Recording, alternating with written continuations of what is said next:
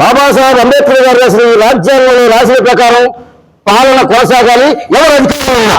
కానీ 80 ఏళ్ళుగా ఏం జరుగుతుంది దేశంలో కానీ రాష్ట్రంలో కానీ 2-3 కులాలు మాత్రమే పరిపాలిస్తూ రాష్ట్రంలో ఉన్న సహజ సంపదతో పాటు ప్రజల సంపదను కొల్లగొడుతూ భూముల్ని దోచుకుంటూ వ్యాపారాల పేరుతో అభివృద్ధి పేరు చెప్పి వేల లక్షల ఎకరాలు దోపిడీ చేయబడింది.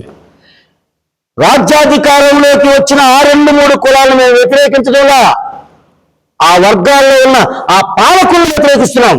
అందుకే ఈ బూఫర్స్ భారత యునైటెడ్ ఫ్రంట్ ఆల్ సెక్షన్స్ లో అన్ని కులాలు ఉంటాయి. బీసీలు ఉంటారు, ఎస్సీలు ఉంటారు, ఎస్టీలు ఉంటారు, బ్రాహ్మణ, వైశ్య, రెడ్డి, కమ్మ, కాపు అందరూ ఉంటారు. అన్ని కులాలను కలుపుకొని ఈ అందరి కులాలను సమన్వయం చేస్తూ ప్రజలందరినీ సమైక్యపరుస్తూ రాజకీయ పార్టీలను మేము పెట్టే ఈ డిమాండ్లకు అనుకూలంలో ఉన్న రాజకీయ పార్టీలను కూడా సమన్వయం చేస్తాం. ఈ రాష్ట్రంలో 3వ రాజకీయ ప్రత్యామ్నాయం ఏర్పాటు చేస్తాం. అదే మన లక్ష్యం.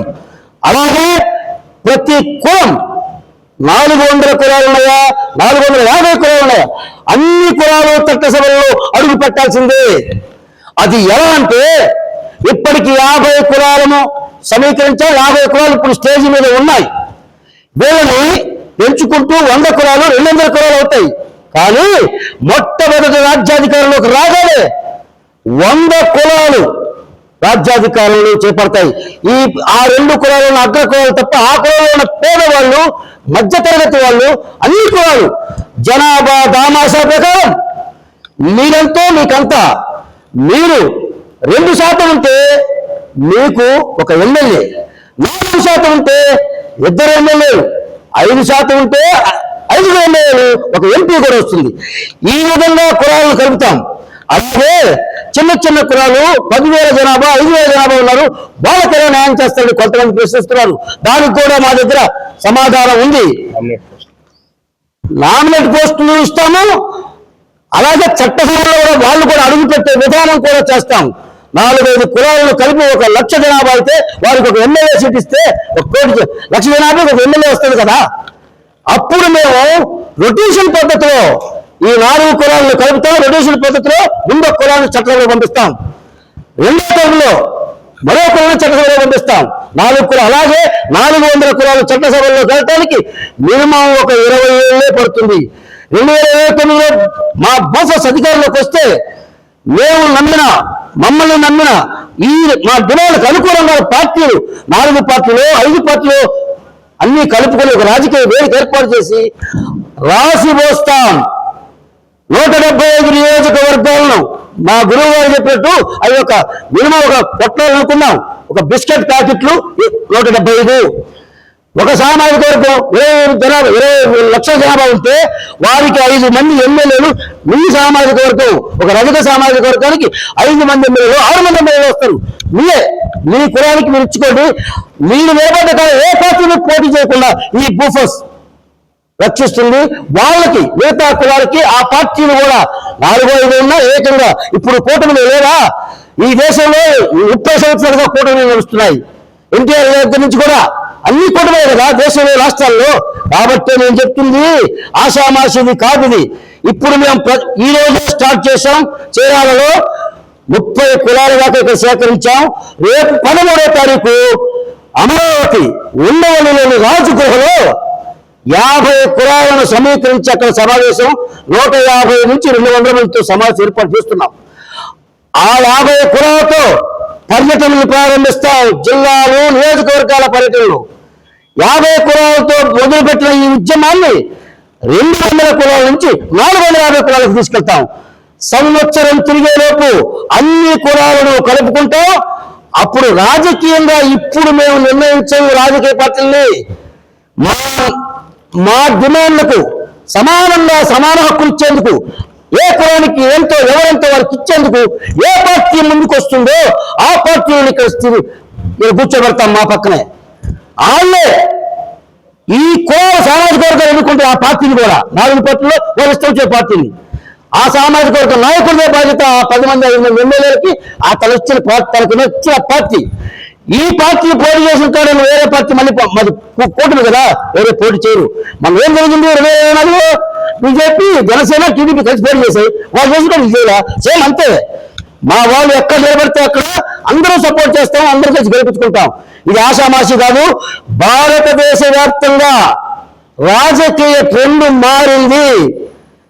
రాజకీయ ట్రెండ్ ఎలా మారిందో నిన్న వచ్చిన తమిళనాడు రిజల్ట్స్ మనకు నిదర్శనం.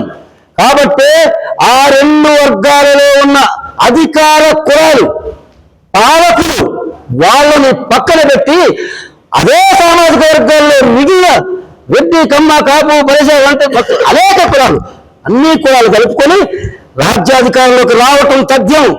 ఈ రాజ్యాధికారంలోకి రావడం ఎవరు ఆపలేరు. మేము ముఖ్యంగా ఈ రాష్ట్రంలో దోపిడీ కాబట్టి భూములను, పేదల భూములను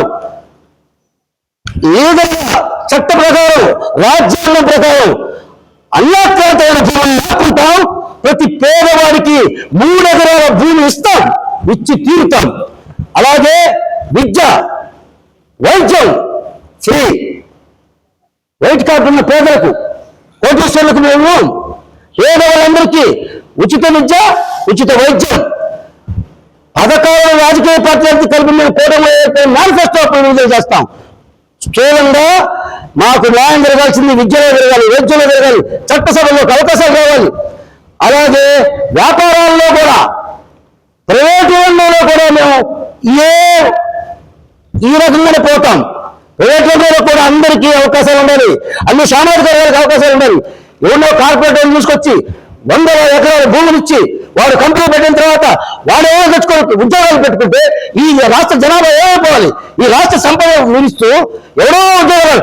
అందుకే మేమంటున్నాం 75% ఈ రాష్ట్ర ప్రజల్లో, ఈ రాష్ట్ర ఉద్యోగస్తులు మొత్తం 75% మాకు ఈ రాష్ట్ర ప్రజలు కావాలి.